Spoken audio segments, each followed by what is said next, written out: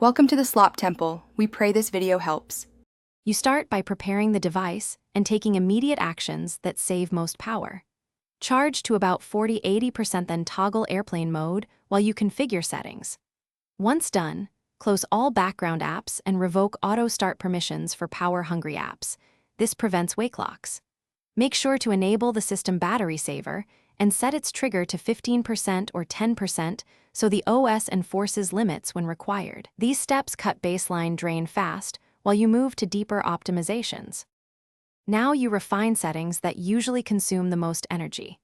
Start by limiting location, Bluetooth, and Wi-Fi scanning. Set each app's background data and location permission to only when needed.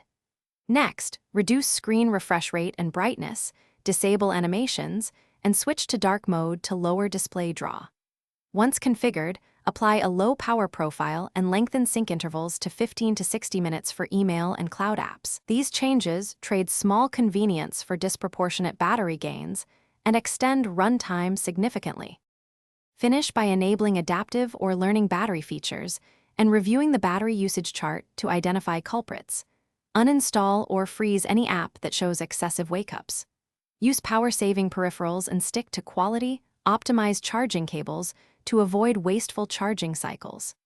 If you still see abnormal drain, reboot the device and boot into safe mode to isolate third-party apps, then test after a factory backup if necessary. One key tip: reboot first. It often clears transient wake locks and restores expected battery behavior. Thanks for watching. Consider subscribing if we helped you.